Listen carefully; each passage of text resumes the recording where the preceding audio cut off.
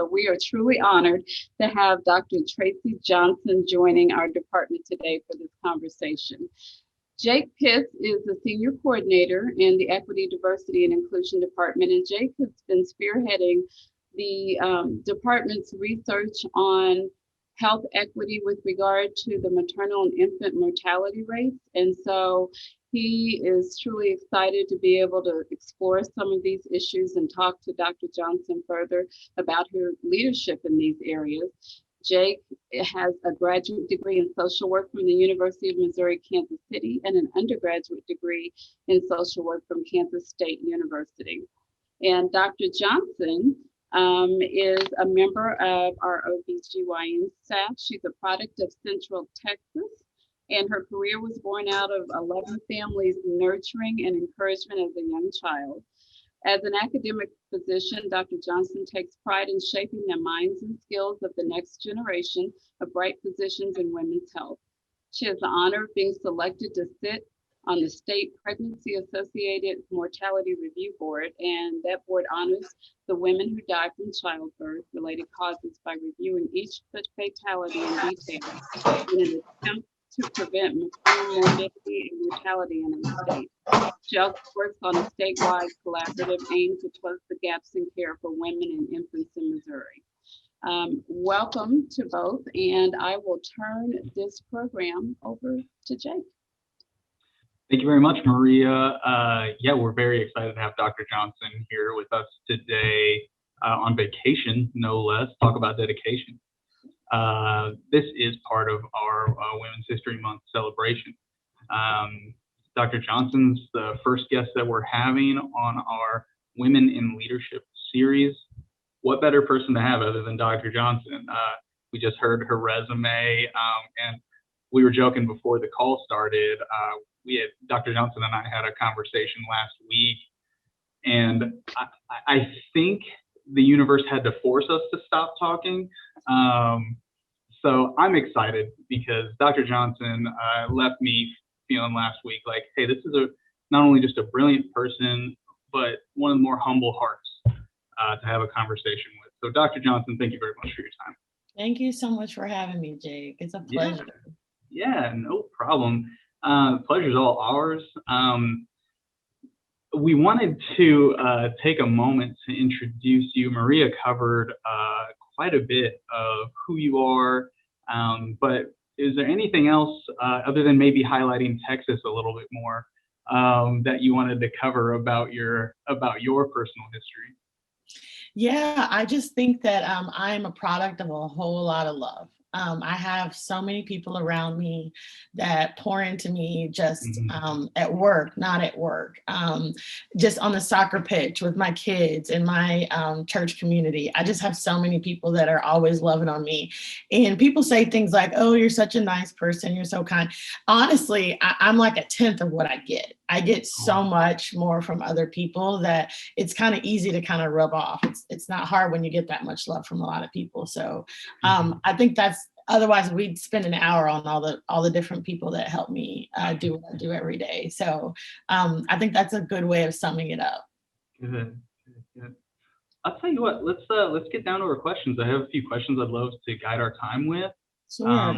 Maria described you as an academic physician. You've said yourself you have a passion for raising the next generation of bright physicians in women's health.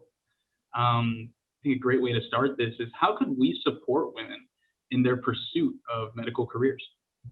So first and foremost, I think you have to meet them where they are. There are kids out there that think that they want to be physicians or nurses or academics, that they want to help women's health and other patients. And I feel like if we meet them where they are and just kind of check in regularly and see how they're doing, if you know of people that are interested in the health sciences, ask them, do you know how to get there? What is your goal right now? Understand that that's going to change some. Kids don't know what what they're going to always do when they're 10, but lots of people do. There are lots of very goal-oriented kids and young adults right now that they do know what they want to do. I feel like they have much more access than we did when we were younger. They can look online. YouTube is good and bad. So you can see all sorts of different career avenues that you might want to be interested in, and then just foster that. Bring them alongside. COVID makes it hard, but we can expose them. I know that at University Academy, a number of us put together little small videos, and we sent it to them, a day in the life. And we kind of walked around and showed them what we did. It was hard because of COVID, but they can at least look at that over and over again. And we make ourselves accessible. We give them our emails. We tell them that they can come up and hang out, pre-COVID, and we're looking for ways to do that post-COVID. And I just think, show yourself.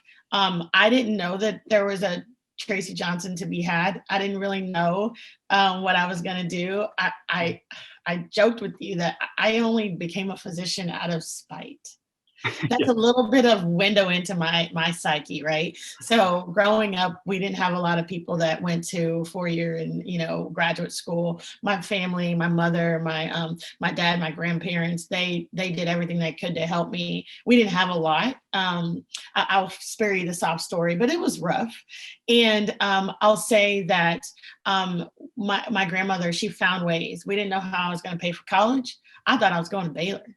That's what the smart kids went, and that's what we were going to do. I got into Baylor. I was going to Baylor. Now I didn't know how I was going to pay for it, Jake. There's no way I was going to pay for that. But in my mind, I was going to Baylor.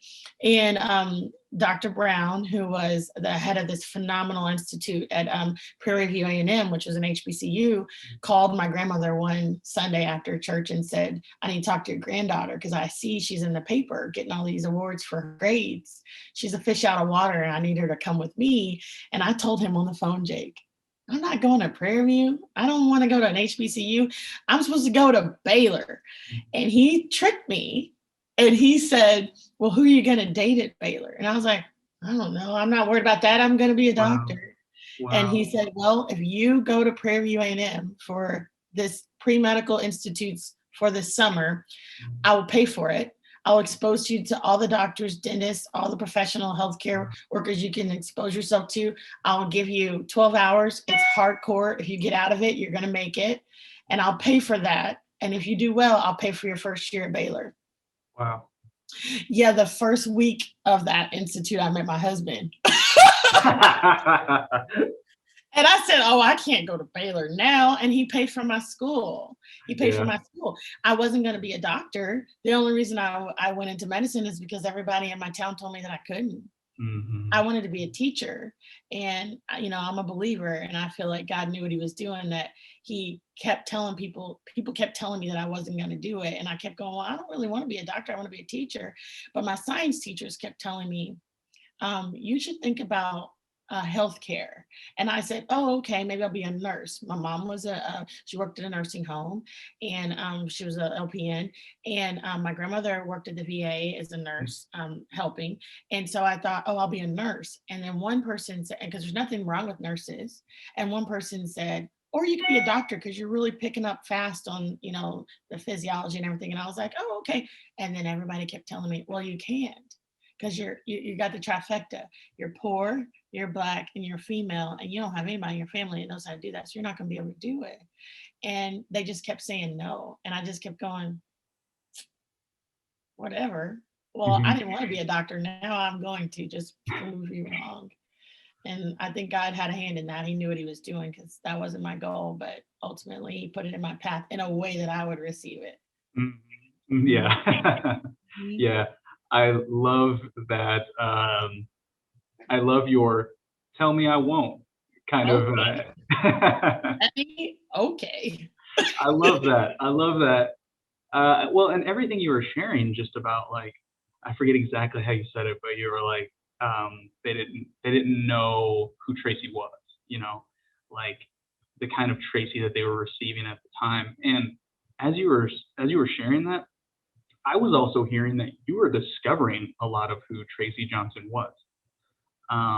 Your values are becoming more solidified, and you were receiving all sorts of encouragement and motivations that kept fueling this character change, this career path of yours?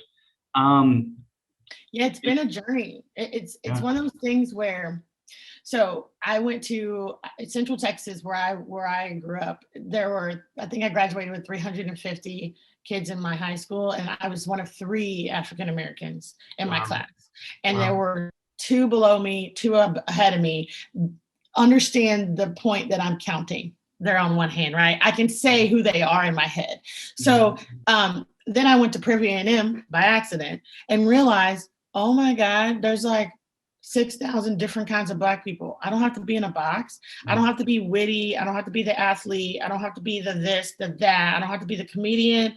I don't have to be the, those things are great, but I can be whatever I want because there's 6,000 types of Black people that I was exposed to. Those that were into headbanger music. And I was like, what? I didn't know Black people were into that. Country music, because I was a little bit, but kind of like, is this okay? Yeah. Natural hair, straight hair, fade, whatever you wanted. And so I met my husband and we kind of just, were figuring things out. Then I went to my medical school on purpose. I went to Medical College of Pennsylvania, now called Drexel. And I went there because one of the first African-American females to ever be a physician went there. So I went there on a search to figure out how to do this thing. And my husband says that's how I figured out who I was. Just every day somebody saying, well, you're smart, but you talk with a drawl like you're dumb. It's Philly, Jake. Like, I got some people on here that are from Philly. That's how it is. Like, so I realized that it's okay. It's okay for me to have a little bit of a twang and laugh really loud and, wear big hoops and put my hair in a wrap. It was just so wonderful. And then I went to WashU and really kind of kicked it into high gear for residency and really flexed a little bit more of my leadership skills, and they kind of came out of and blossomed there. And I don't know, I love the trajectory. I couldn't have written it better. Yeah. It sounds that way. Hey, I'd like to do 2 things really quick. One, I want to, with humility, say, as a Mexican American man who has a lot of elements of passing privilege, I do have a lot of elements of passing privilege, and I want to own that. As I thank you for sharing exactly how important it is to embrace your own identity within your identity, being able to say like, hey, this is how I would categorize myself, but then being able to say, okay, but I am my own type of person, Black woman, physician, yeah, everything that you use to describe yourself, every term that you'd use to describe yourself. So I wanted to just make sure I was expressing that, because as we're highlighting women in leadership, I think it's important for me to be able to speak toward, hey, there is no element of giving you this platform. This is all about, hey, we share this platform, which is healthcare equity, inclusivity, human equity, human dignity. And so I wanted to just take a moment to say that, because as you were sharing that about your character arc, if you will, approaching Drexel, that's what I was experiencing. I was experiencing like, wow, as you are having your identity solidified, there are a lot of, as you've shared, there are a lot of sensitivities along the way. There are a lot of sore spots along the way. There's a lot of self-discovery and also discovery about racial centrality. What does it mean to be a Black person? Wow, I didn't realize that it's actually this large spectrum, not a stereotypical definition that even you have been fed or that you had thought. Well, let's even put a pin in that. So, again, being very poor and not having any doctors that I ever saw that looked like me in my town. I'm sure there were some, but I wasn't exposed to them at all. I had my hair straight. And again, we're going to get into it, right? I had my hair straight up until 5 years ago, because I thought there's no way that, I am excelling in an area that I'm not a dominant culture. And that's because I'm probably walking the walk, crossing the T's, dotting the I's. I have a, I have a decent personality to work with, so people are receiving it well for the most part.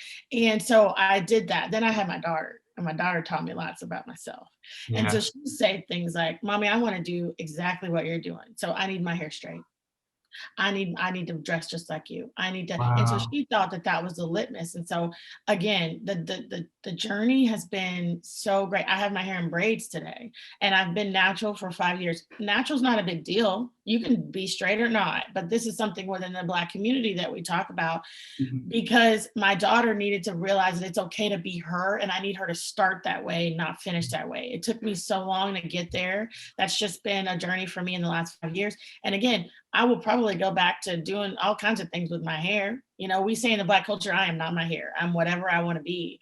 But I'm doing it now because I need my daughter to visualize that it's okay to just wake up like that. We have this saying we say when she's like, "Mommy, I'm having a good day." I'm like, "And you woke up like that. You woke up like that." And I'm just trying to brainwash her every day that you are awesome Yeah. just how you are. And what the world says you are, you're not unless you want to be. So Mhm. that's been a journey. And that's really been the last 5 years for me. Wow. Wow. Mhm. Wow. I love that a lot. I love that a lot. Um, yeah. So the second thing I was going to get to a moment ago is you're approaching your time at Drexel and entering medical school. Wanted to open that door even more. How was your medical school experiences? What challenges did you face? Um, yeah, I It think was we'll just start there. Yeah. It was hard, but it was wonderful. Philadelphia, I mean, it's such a diamond. It's wonderful. There's so much culture. There's so many different kinds of people, all Mhm. doing different things. It's a phenomenal place to train for medicine because there's 5 medical schools there, all doing wonderful things, and they're all collaborating together. So I did a summer at UPenn. I was at Temple all the time. I was the president of Student National Medical Association, which is an organization for minorities and predominantly African Americans. I was the president of that organization. So we had all sorts of group gatherings. We talked about our ancestors a lot and the people who paved the way for us to be there. It was wonderful. At the same time, it was a little bit hard on me because I was so far from home, and I just had to get it. I had to figure it out.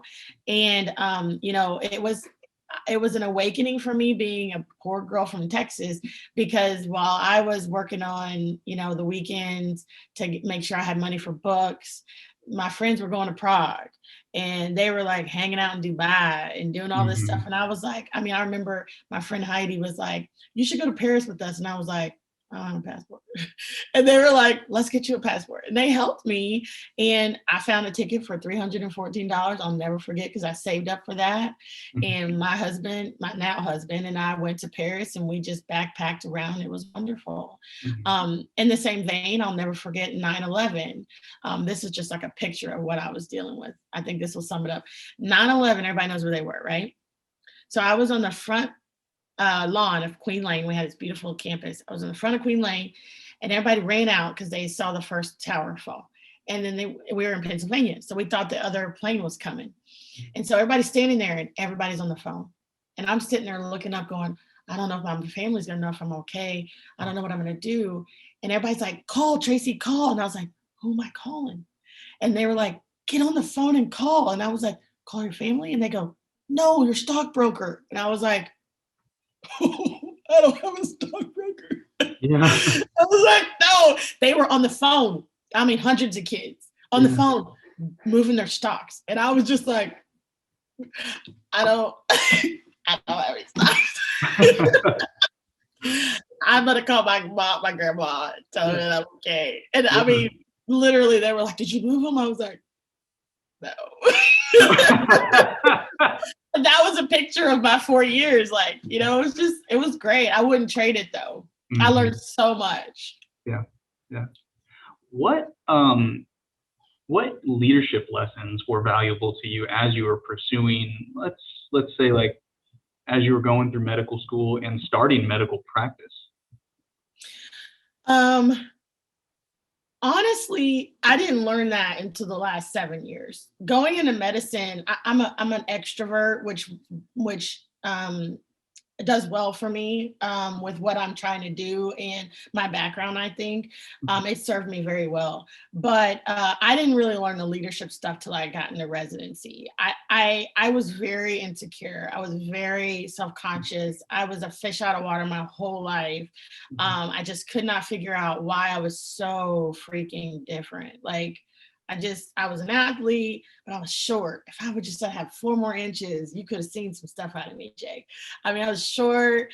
I was a great softball player, in college. But I was smart, and I really had I was so inquisitive. My mom and my grandmother say all the time that even when I was 4 and 5, I just kept saying, why? And a lot of people say that, their kids will say, why? But I would then go get the book and then be looking in the book when I wasn't supposed to be reading very well, they say. So I just kept saying, why? And it's kind of a flaw now that I just keep going, but why? So, so I think that I didn't really understand that was okay until WashU. When I went to residency, that was encouraged. It was championed. They loved on me, and they were like, "You got something. Like you should stay. You should go to fellowship. You should be a leader. You can head up the FQHC. Whatever you want to do, you should do it." And they just kept asking me constantly, like, "Well, what are you going to do with it? What are you going to?" That was the culture of WashU. Is okay. You've got these skill set. Don't you waste it. You better go do something with it, because we are trying to train the leaders. Like, go do something. And so I was administrative chief resident, and I got all the awards for teaching every year, teaching, a resident teaching like the underlings or the med students and all that stuff. So that's when I really was like, okay, that I know you're going to ask me what kinds of lessons. That is one of my lessons, Jake, is as you're going through the journey, write down what you realize you're good at and you go cultivate that thing. I realized in WashU, you're a good teacher, Traci. You wanted to be a teacher, but you're good at making things plain for your family, for people who are, in the community, for people that have less degreed education, but a different kind of education. School of Hard Knocks will teach you some things. For those people, I think you can break it down to different types of people, and everybody comes away with the same amount of information. That's when I realized that was in WashU. Wow. I'm hearing like permission to ask questions. Yeah. And the freedom to, like you had said, cultivate your strengths as you're working. Wow, that's key. Because especially in your field, I could only imagine that there's a lot of confidence gained along the way. There's not really established, this is my perception at least, there's not really establishing the strengths before you step into the patient's room. There's a lot of practicing that with practice is what I assume. And so as you're sharing, hey, being given the room to ask questions and cultivate my strengths meant that I could try and I could fail. And it was okay. Yes, that's what I was looking for. Yeah. I could try and I could fail and get up and try again. I mean, we failed a lot, right? It's hard right now because I graduated from residency 10, 11, 12 years ago, something like that. And right now I feel like the pendulum has swung, that we have a lot more of this cancel culture where everybody's supposed to be perfect and you're not really supposed to mess up. It's like this quest for perfection. And even in our residents, some of my buddies, Dr. Morales, Dr. Vestal, Dr. Malik, Davika Malik, Dr. Florio, Dr. Raymaker, we're always talking about this. Well, but they're not going to be perfect today. That's why they're training. They're not going to get it now. They didn't come fully packaged with a nice bow. We're supposed to pull it out of them. We're supposed to knead a little bit here and push a little bit here and pull this out and push that in and help them so that when they're done, they're way better than when they started. They won't be done ever. But when they're done with residency, they can, be better than where they started. And we had the ability to fail. Now, we're not talking about failing and someone loses their life. We're talking about how to do something, how to get what you need out of that interaction with the patient or an insurance company or the surgery. So yeah, and I'm hearing you talk about realistic expectation as well. Like the person that that you would have in front of yourself, there's no way to expect that somebody in front of you would be a finished product. No, I'm not finished. I'm not finished. I don't know if you are, Jake. I mean, bow down. I'm not finished. So I can't be finished, and you definitely can't be finished, right? I mean, as a resident, as a med student, I'm not finished. I work on myself every day. Yes. Yeah, we're getting a lot of amens in our chat right now about that. And another point of humility. Been married for less than 10 years, and we have a 3-year-old. I'm reminded every day that I'm not. Right. They will flip that mirror around on you in a heartbeat, and you go, "Ooh, yes. I should probably not. Yeah, I got to stop doing that." But you know what is even awesome just about like the metaphor you just used, having the mirror reflecting you. It's such a healthier viewpoint than what you had described a moment ago, which was, okay, the student's in front of me now. Do they exhibit this? Nope. Whoops. No, so like checklist living versus, hey, here's a nudge I could give you, a way to grow, because this is what I already see in you as a strength. I love that your story is full of receiving that kind of energy from people, receiving the energy of like, hey, you're not a finished product. Not only is that okay, but where do you want to go? What does Traci see as a finished product versus what is the rest of the world telling me a finished product looks like? My brain is a little bit broken on where to go next, because as we're talking about women in leadership, I am hearing all sorts of things that, again, just as a married man and as a father to a very young daughter, I'm absorbing a lot of what you're saying about like, hey, the expectations. Actually, no, I'll put it this way. What you were saying a moment ago about your daughter and encouraging her to embrace the beauty of her own presentation and exercising self-acceptance every day in a very confident and empowering way. I'm hearing that in your story along everything from self-identification to professional development. Am I hearing that right? Or would you describe it another way? You're right. And some of my closest friends are like, oh, Lord, we better watch out for Trinity because her mom has figured it out and now she's pouring it in. Oh, I mean, I think you hit it right on the head. Like, just try every day. Try, fail, get up, try again. Apologize, get up, try again. Like, that's what we do. I mean, that's what we do. I think it's a lot of the reason why my kids are, people always say with my kids, it's so interesting. They have such self-confidence. They look you in your eye and they talk to you. And I think it's probably refreshing as brown boys and, a brown daughter. I bet you it's refreshing because they think that they're going to be a little bit more. But no, like my kids, Jay, you can't tell my kids they can't. They're going to be like, oh, now I'm going to do it. And I wasn't planning on it. And so we've brainwashed them. I mean, I wish I would have had that, but that wasn't the time then. My parents did a phenomenal job. My grandmother did a phenomenal job, but that just wasn't how it was then. So every year, every generation, we just keep getting better, right? That's the goal. I'm hearing the tell me I won't gene passed along through the family. It really is. And it's hard. I don't imagine how my mother, I bet she was just like, God, just do one thing. I'm like, no.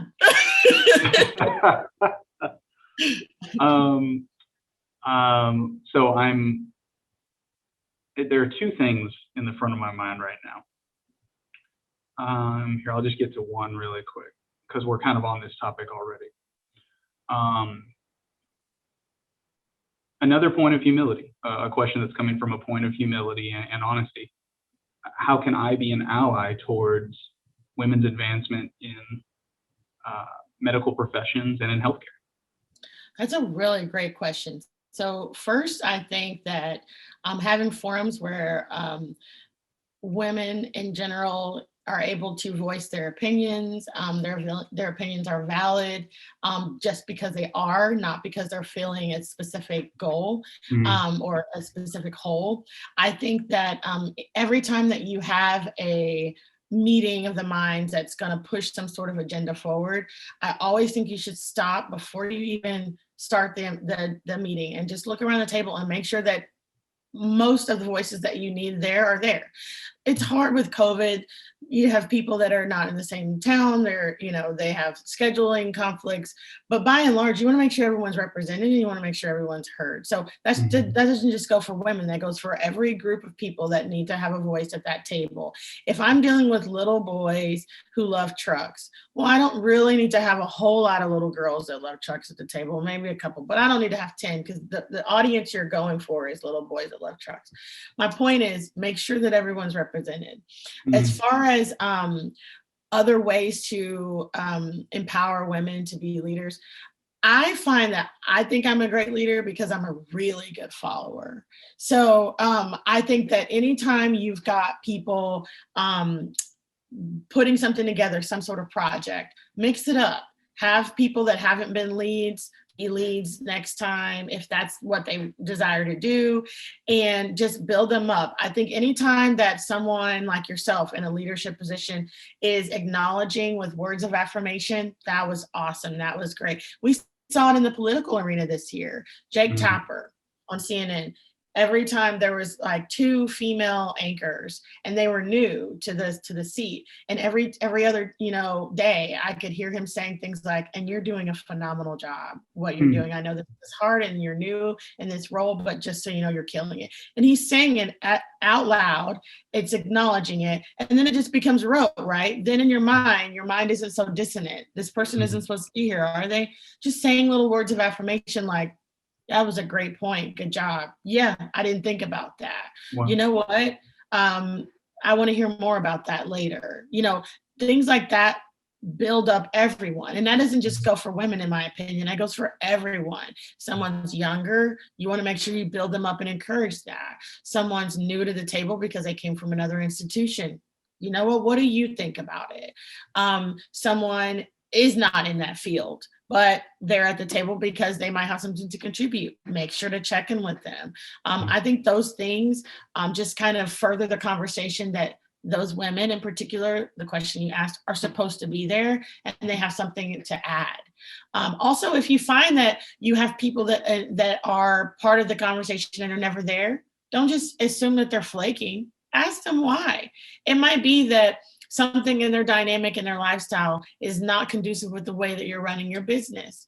So if, one thing that they found in academic medicine is that female physicians aren't able to excel or be as successful because most of the meetings carried over from the history are at 7 a.m. or 5 p.m. Well, that's pick up and drop off for many women, not all, because it's dynamic right now, but many women. So like one thing I always champion Dr. Malik, he's put many of our meetings during the day and they're at lunchtime. And this is like the first institution that I've seen do that in a long time. I know others have followed suit, but like most of our meetings are during the day. So it's not affecting our family time if that's what we're putting a priority on. Wow.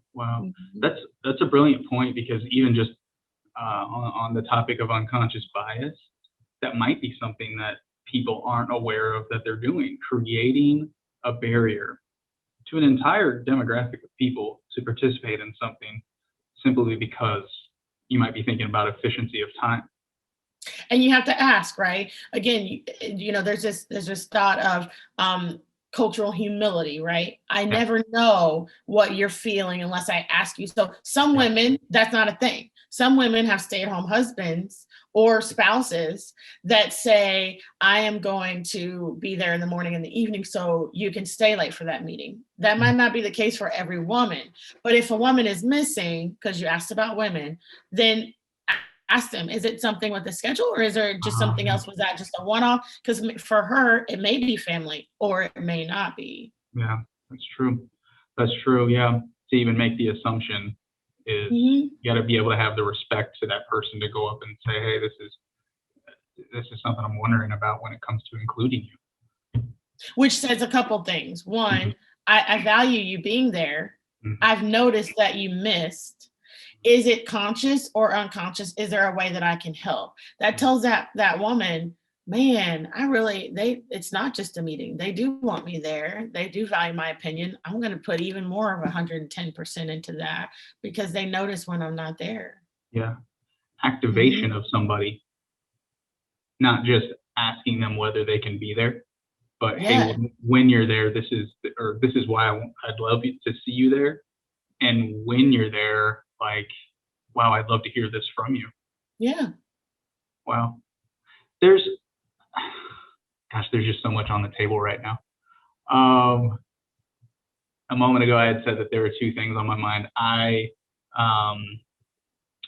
would really love to give you space to talk about your role on the Pregnancy-Associated Mortality Review Board. Yes. Maria had started our conversation sharing that I'm helping our department by researching maternal and infant mortality rates. A lot of what I'm discovering in my research is the large disparity between Black mothers and their experience with maternal and infant mortality versus any other demographic. It's a very large disparity, and a lot of the reasons, at least that I'm discovering in the research, a lot of the reasons for it remain, but also don't remain, mysterious. Because as I'm reading, it's like if we try to address it in terms of prenatal care or risky behaviors or any other thing that you might think of when it comes to, well, what's a medical explanation for this?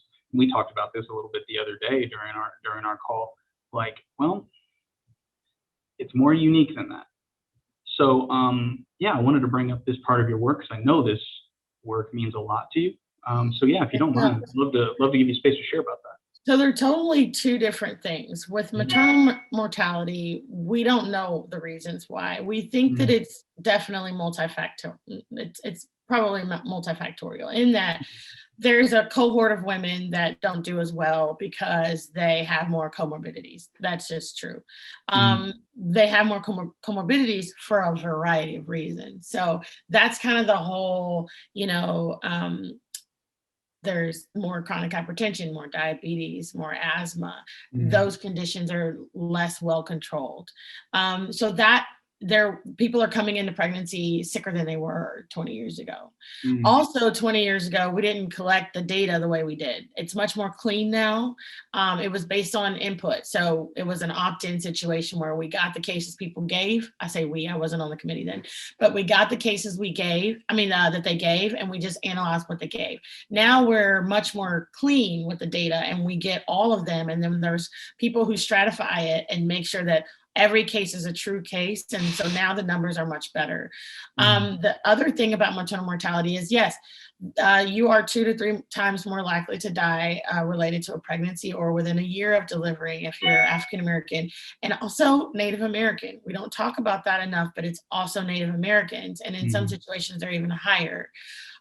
Lots of that is due to access, and also, I believe, a weathering effect. I believe that institutionalized racism, which no one wants to talk about, but it just is what it is. I believe that the culture of the US is a culture that we take multiple hits every day. And I think that weathering effect on your body, we saw in the civil rights era. So back in those days, you saw people like Jackie Robinson, people like MLK, people like some of these, landmark people that we know of. Their bodies aged much faster, and there's lots of accounts of they had, bad this disorder, hypertension, all these things. They're, coronary artery disease. All these things were worse for them than it should have been, and it wasn't because they were doing something so badly. It's because of the stress and strain. We know from other data, Dr. Arlene Geronimus has a lot of data on this, that when you look at white women who have children with severe autism that's disabling, and they require full-time care, those women have similar weathering effects on their body than to a 20-year-old African-American, 30-year-old African-American woman. So we see it in other populations as well, just not to the same effect.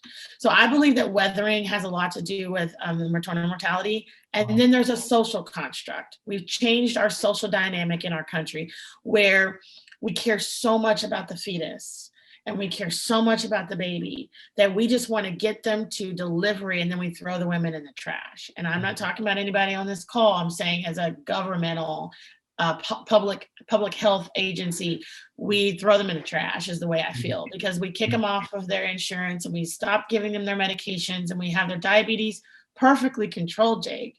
But now the kid's out, so now you can just go to crap. It doesn't matter what your high blood pressure does. So within that year after delivery, that's when we see most of our deaths now. Transition over to fetal and infant mortality. Well, the fetal condition is a stillbirth, and some of those are anomalies. Some of those are medical conditions of the mother that are not well controlled that end in a stillbirth, and that is higher in patients that have lower socioeconomic status, patients that are refugee and speak another language, so they're usually immigrants, and then people who actually have these bad comorbidities and they're lost to care. They don't have, insurance. Then there's a subset after they deliver, and most of it in Kansas City is safe sleep, which should make us all upset. What's interesting about Kansas City and the KC femur is that if everyone in Kansas City knew the level of SIDS deaths that we have in this city, everybody'd be crying every day. We have the national rate of SIDS and actually infant mortality is 1 to 2 per 1,000 live births. So 1 to 2 per 1,000. That's for the nationals 2, and a typical white patient is 1. African Americans are 9. In some cities in the country, it's 16. Wow. Yeah, everybody should be like, what? Wow. 9, 16. Wow. Yeah, like 16. And one of the highest places of SIDS deaths in the whole country is Missouri. And this isn't even on our news every day. It should be on our news every single day. Yeah. But nobody even talks about it. Dr. Devin Raymaker and I sit on that with some others that maybe even be on the call today. And we are always, we walk out of there every day with furrowed eyebrows. Like, I just don't understand. I just feel like we need to just go to the news station and just beat our chest. I just don't get it. Wow. I mean, yeah, we have a lot of deaths. Wow. Yeah, even as you share that, I'm noticing confusion in my own thoughts. Like, isn't it? Your brain goes, but how long has it been that way, Dr. Johnson? Oh, a long time. Well, what are we doing? Not very much, because we don't have the money or the resources. That's not hot right now. It's not hot right now. But don't worry, Dr. Raymaker and I are gonna make it hot real quick. just you wait. With you involved, I have no doubts that it'll become a hot topic. But you're right. Like, it should grab our attention. Yeah. Why doesn't it? What are the factors involved? I mean, these are the questions that are just spinning in my head as you're sharing all of that. Is like, what else should grab our attention about it? It's like the nature of it itself should grab our attention. Yes. And it being sleep, I forget exactly the term that you use, but it being SIDS primarily. There goes that alarm to keep me on track with you. It being driven by experiences with SIDS is like, whoa, this is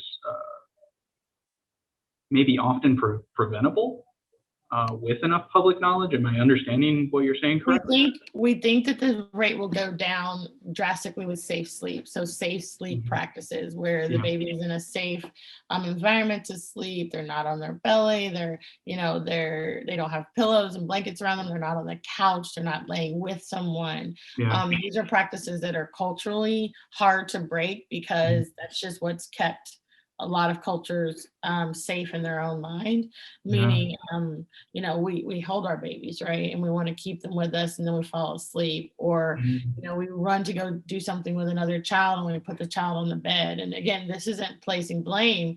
It's just, in our opinion, the data supports right now that it's an education thing. So we need to get that education out there. And it's not us talking at you.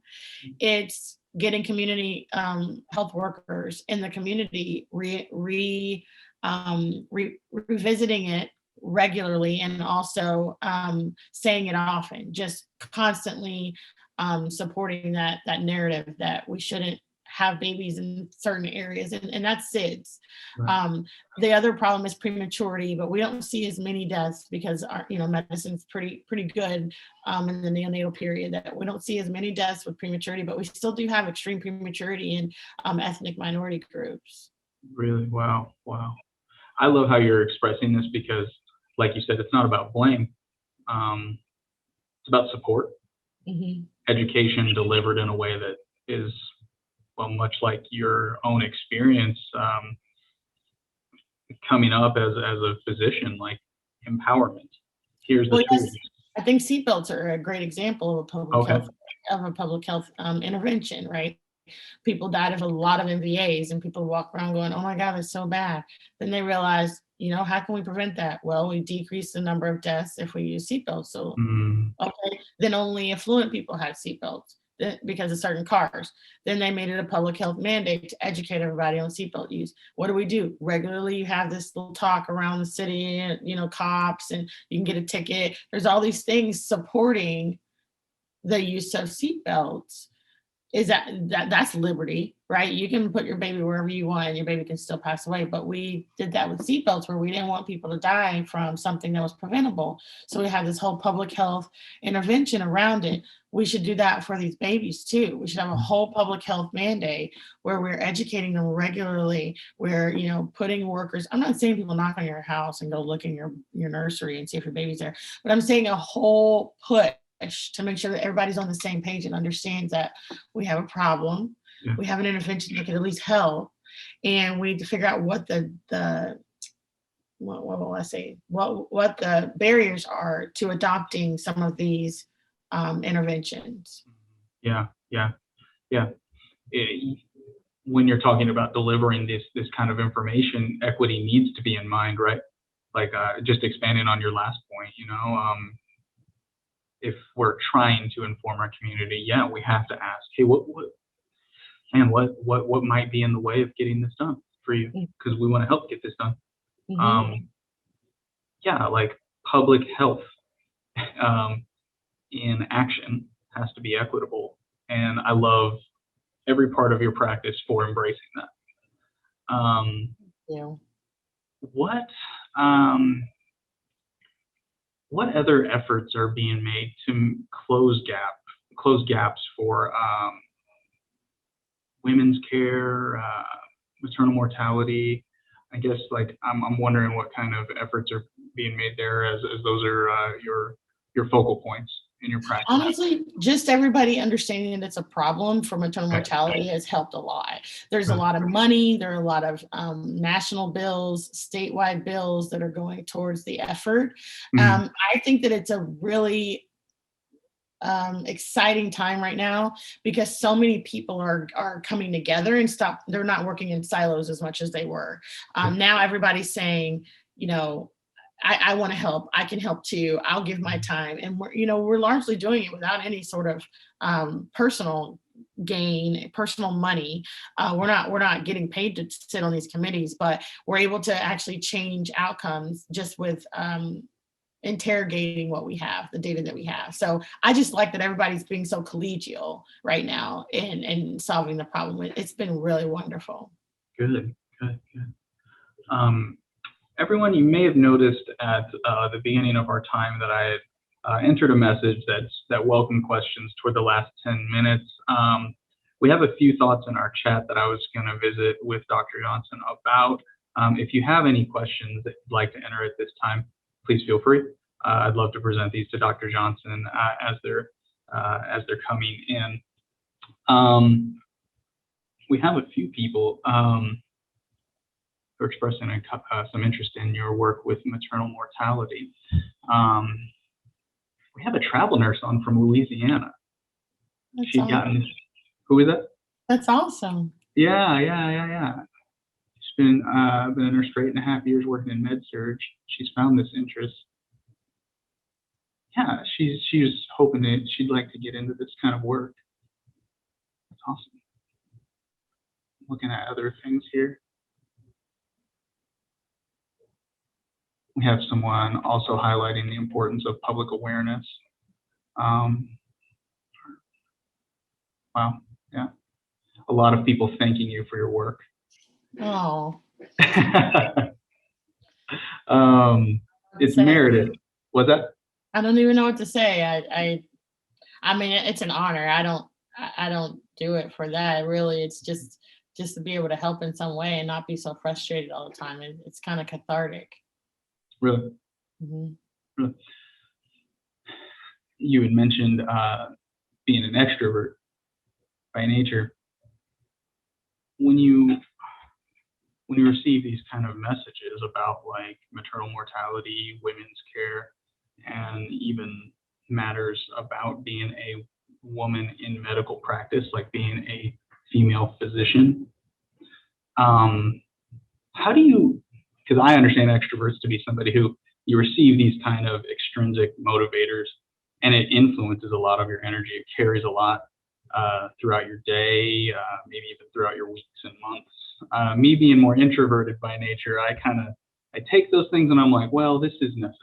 This is something I have to think about later. You know, it's kind of like I collect these things, but in a different way. So I'm clumsily approaching the question, how do you take these kind of, considering the scope of your involvement in women's care, being a woman in healthcare leadership, caring for women in our community, you have a lot of things that you could catch to influence your encouragement, your motivation, all of that. I'm wondering, how do you manage a lot of those things that could wear on you, that could discourage you? Was that? That's a great question. So I have a couple things. One is, I guess it's basically how to, right? So the how to is I surround myself with people who mean the best for me. So I have all these little silos of people. I have my people at home. I have my husband, my kids. I have my Glomonskin Nation, my best friends, Chris and Elizabeth and their kids. We call ourselves a Glomonskin family. So we have them. And then I also have some of my American Moor friends, like, Kelsey and Francis, and that whole clan, Parisi. They pour into me everything, diversity, equity. They're like cheerleaders for me. And I have them. Then I have all my work spouses, Viveka and Karen and Vestal and Dawn and, some of my nurses, Felicia and Nicole. I'm going to add you to that group, Jacob. Hey, thank you. Yes, Dr. Malik and Nikki and Pedro. These people. So one thing I realized about myself is, over the last 5 years, I just got in the last 5 years, my light, it's kind of biblical, but my light is very bright. And before, what I used to say is, I need to dim it because other people don't like it. And I was getting a lot of negative feedback. And what I realized, and some of my closest friends will tell you, I say, Jake, that's not my problem. You should get some sunshades. Oh. So what I do now is I surround myself with people that are literally they have their own hue. Dr. Vestal might have a little bit of a purple hue, and they're not all women. Dr. Moncure is one of my biggest cheerleaders, and his might be a little bit more burgundy light. But all of us get together and we make such great music, art, whatever you want, whatever analogy you want to use. And so I surround myself with those people that when I have a problem, I can call and be like, what do you think? And they're not going to tear me down. First thing they're going to do is build me up and go, I think that's great. Have you considered this? What do you think about that? So that'd be number one, I'd say, is surround yourself with people that are like-minded, have the same kind of energy, that are going to sow into you, and they're going to fill your bucket. My kids say they're not going to pull out of your bucket, they're going to fill your bucket. Yeah. The second thing I would say is write down what you're great at, right? So on your journey, have a little journal. You know, I have a little journal, and the journal I'm working right now is, you know, this journal. You see it? Forced to be reckoned with. I like that. So just write where you're good at, right? Just write. I'm great at putting people around a table and getting a project started and really having great minds that are going to make it better. I'm great at follow through. I'm great at following, and I think because of these things, I can be great at leading when I'm needed to. The other thing is, I stopped 5 years ago. I stopped apologizing. I was always happy to be here. I'm just happy to be here, Jacob. I'm just happy to be here. I'm just pleased to be a part of the team. I'm just happy to be. Now I'm like, not only am I happy to be here, I am a force and I have something to contribute. So if you want, I can give it to you. I can, but if you don't, that's okay too. But just let me know where I stand, because if you want it, I'm gonna bring it. So that happened in the last 5 years. Again, all with Truman. People say all the time, Truman is they say a diamond in the rough. I don't think it's in the rough. I think it's a diamond. I think we get a bad rap sometimes for not having all the like pretty paint. We have the pretty paint now. It matches everything else. But oh my gosh, this place has just like lifted me up. I was treated poorly at a previous institution, and they just kind of turned that around. They were like, no, we see you. We love you. Do you? And it's not always positive. Sometimes they go, you can't do that, Traci. And I go, okay, next year. Can we next year? And they just support me, you know? And also give yourself some grace. If you mess up, it's okay. You're not perfect. You're not called to be perfect. Nobody expects you to be perfect. Call it out. Go, my bad. Shouldn't have did that. Next time, it'll be better. Give yourself some grace. Give yourself some patience. Give yourself some time. And that's what I've been doing. That's what I've been doing. It's been working for me. I love that. I love it. The soul of who you are is so vibrant. And I hope you receive that as a compliment, because I'm like, good. Because I'm amazed how your faith and your hope stay so strong. Considering everything you've talked about has been like, yeah, this could be disheartening. Yes, this could be discouraging. However, you have support. If you can embrace your identity, if you can surround yourself with people who embrace you, you'll feel like the force to be reckoned with. Yeah, that's kind of Traci Johnson. I used to be like, no, it's okay. I'm just happy to be here. Now I'm like, yeah, you want to come help me? Let's go. Let's do it.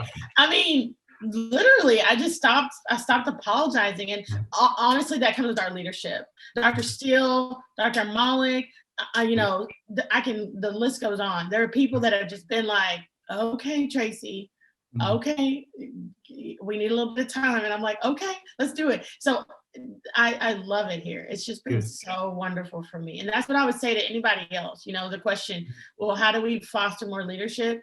Just surround yourself with people who are going to pour into you. Diversify your village, right? I got Dr. Moncure in my village. I got Carolyn Aylward in my village.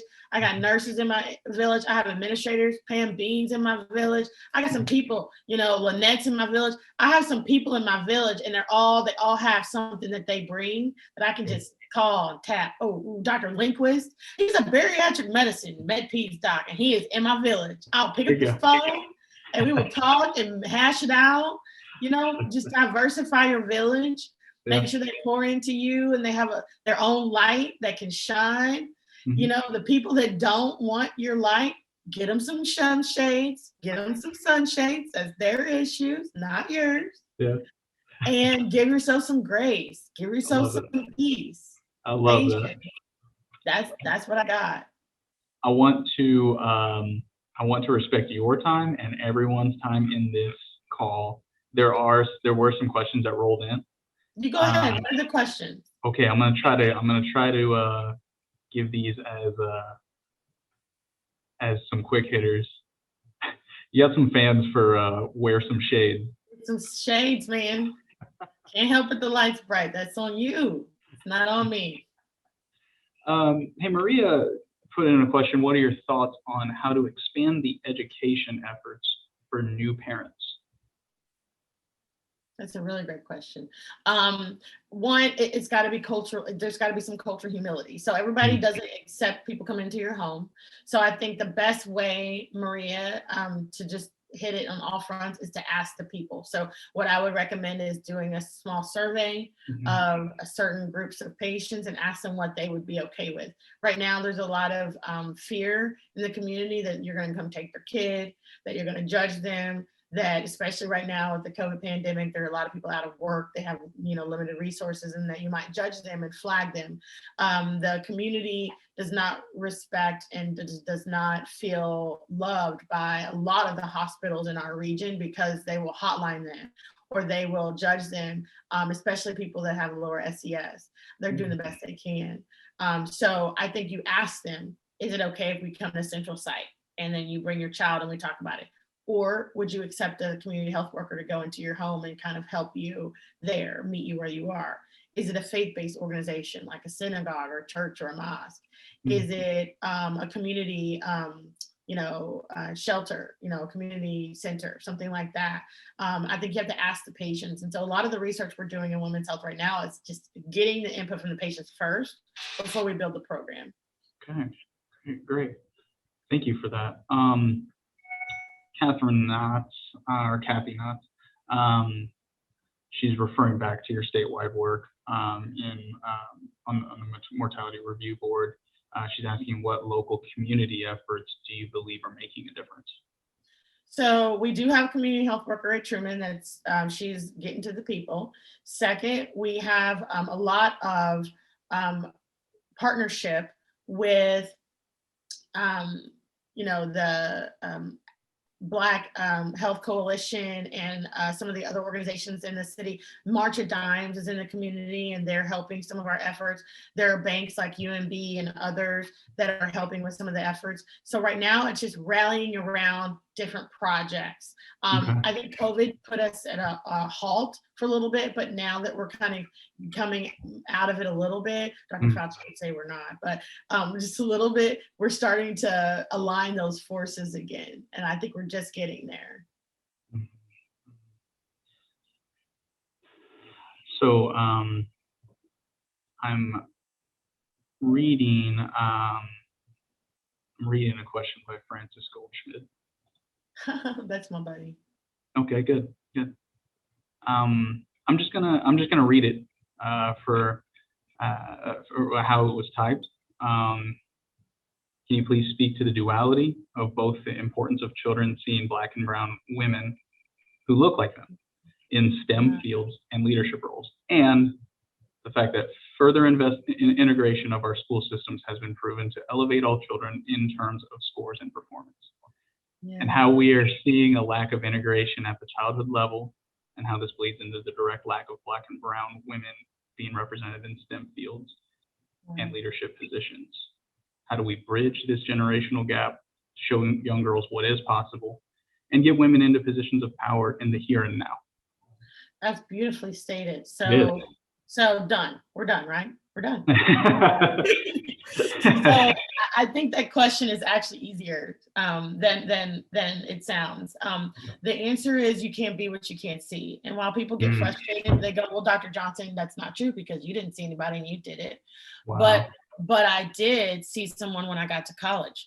That first summer, I was surrounded by African-American healthcare professionals who showed me you can be whatever you want to be. And I almost didn't do it, right? I kind of feel like I would have somehow, God would have got me here somehow.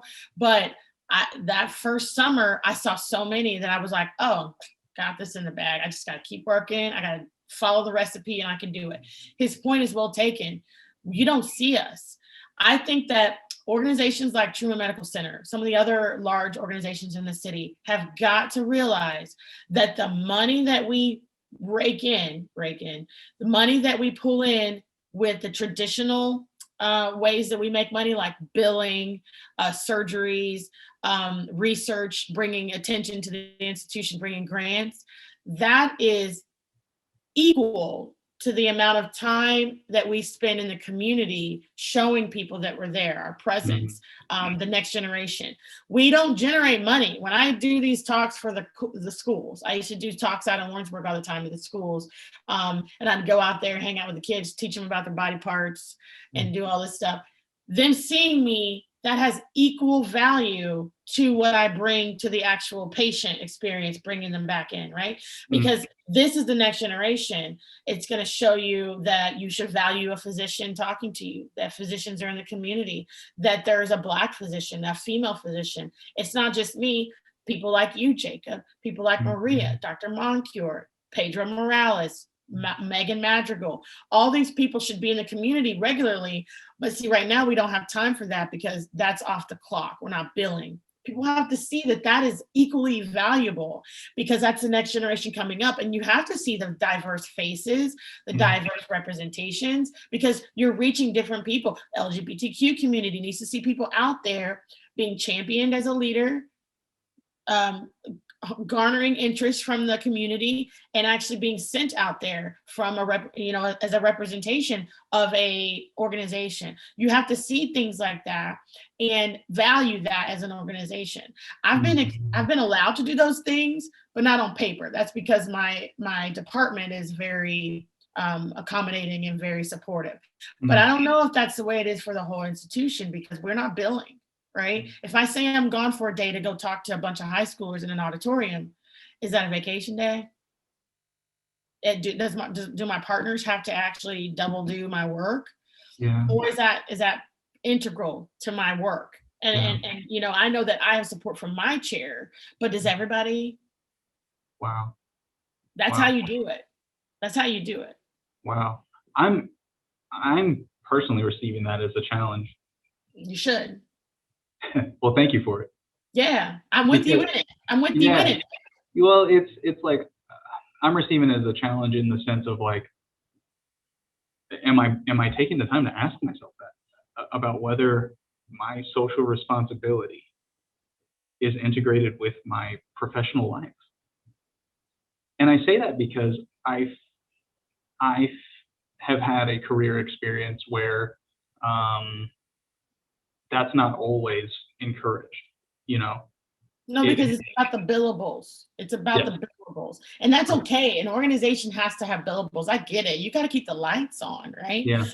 I got to do surgeries. I got to deliver babies. I have to have patient satisfaction. I have to do research, and I'll check those check boxes and I'll check them well. I'll do my best. But I'll also have to be allowed to get in that community and get in front of some people and say, hey, you need to listen to your mom. Hey, you need to take your medicines. Hey, do you have questions about what we're doing? You also have to check in with the community too, right? Hey, you're scared about coming to this hospital because of what? Oh, I gotta send that back.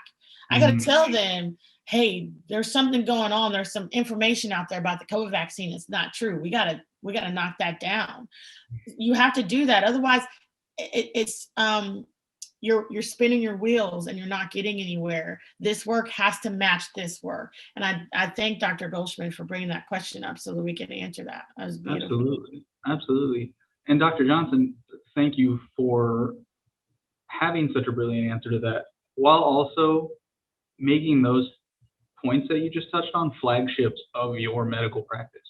Like I was saying earlier, like your soul is felt through how you do your work. And that's a huge inspiration for me. That's all for questions in there that I'm seeing. Well, actually, Francis Goldschmidt put one more. So if you want to handle one more. Yeah. Okay, one more, guys, one more.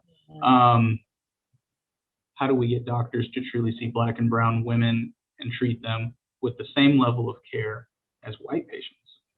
Wow. That's a challenging question. That is a harder question. I don't have an answer for that because I'm learning myself. Wow. So I love that he asked the question to make everyone think about it, because that is it. We are a microcosm of a larger problem, right? So it's the US. We can't be our own we can't be our own savior in one little area and the whole country is that way, right? That's a global, that's 400 years long. So what I would say is the acknowledgement, number one. Mhm. Number two, doing the work every day. You know, Francis, Kelsey, a lot of us on this call, we do this work where we actually are checking into multiple different educational resources. American More is a great one where Eddie Moore is educating you about different population groups. Mhm. And so I'm learning right now a lot about Native American populations. And so I do that work every day. You know, there's a famous educator in equity and inclusion who says, if you don't do the work every day, it's akin to not brushing your teeth, right? You don't wake up in the morning clean, do you? Mm. It's twofold. One, you're going to brush your teeth every day because every day the exposure you have to the world is putting plaque on your teeth, and you need to actually brush it and floss, get in there, double check. But also, it's my responsibility, Jake. If you have spinach on your teeth, I'm supposed to tell you too, right? So when I wouldn't let you walk around like that with spinach in your teeth. I appreciate that. Yeah, I would tell you. So if I do something that's not quite right and may have an improvement, you should tell me. That's showing love, that's showing respect, but also I should do the work myself. So my friends, some of them are on this call, you see, my friends and I do this work every day. We are every day working. Okay, I don't know much about Southeast Asian women, so that's my next group. I'm gonna learn about that group. There's a lot of sexual assault in that community that is, goes unnoticed. There's a lot in that community that I'm gonna learn about. I'm gonna do the work, brushing my teeth every day, so that when I'm approached by somebody, I have a wealth of knowledge, not cultural. What we used to call it, cultural, what we used to call it before humility, it was called competence, not competence, not checkbox. I'm not going to go through a book this big on Southeast Asian women and now I'm an expert. I'm going to have a wealth of information to draw from. And then when they ask me, they're going to go, how do you know that that was going on? I try to learn, but you can teach me more, man. Tell me about it. Yeah. So that's what I'm doing every day. And people say, how do you know so much? I'm brushing my teeth every day, every single day. And I'm a Black woman. People think we're supposed to be the litmus test. People think, oh, Dr. Johnson knows all about Black women. No, I know about a lot of them because I am one, but I don't know about all of them. But I'm going to still do the work, right? Mm-hmm. I'm not the expert. No. I'll never be the expert, but I'm going to keep learning. I'm going to keep trying. Yeah. The thing that, so I'd said way earlier in our call that when I went home from work on Friday, my wife had asked me, how was your day? And I told her about my call with you and how it just left me feeling like really refreshed and motivated. The thing that I did not share earlier is that I'd shared with my wife that our conversation caused me to feel like, hey, a Mexican-American man, social worker, father, husband, actually has a lot in common with Traci Johnson, Black woman, the physician, the game changer, the force to be reckoned with, all of it. And I just want to take a moment to compliment you and say everything that you just shared about cultural humility and being eager to learn about, hey, how can I cross this bridge that seems rather long for me in my personal history, but I want to get to know this group. I want to get to know this person from this group. I just want to compliment you on that really quick. That kind of thing, I'm so positive, gives the effect that I experienced on Friday with you, which was, hey, we actually have a ton in common. We can be a brother and a sister. We can be partners, allies. This is also me drawing a long bridge to say thank you for your time today. Again, like I said earlier in this call, I wanted to exercise a point of humility and say, like, hey, as a male with plenty of passing privilege, I have so much respect and so much thankfulness to talk with you today and learn how we can empower women in leadership. I want to thank you for your time today. I also want to take a moment to thank Lori Scott Austin, Erin Real Mudo, and Crystal Captain. They've been huge in helping me and our department with our plans for Women's History Month. I want to highlight Crystal's things. in my village. Crystal's in my village, so she don't have sunshade. She's got her light too. There you go. She's brilliant. Erin's brilliant. Lori's brilliant, and I'm thankful for them for a lot of reasons. But they're also another point of humility for me in the fact that, like, I don't know, just being able to partner with powerful women for the sake of celebrating women in Women's History Month. It's given me so much life this month, and so I want to thank you for adding to that. Thank you so much. This was so awesome. It was. Thank you so much. It was. Well, everyone, that's our time.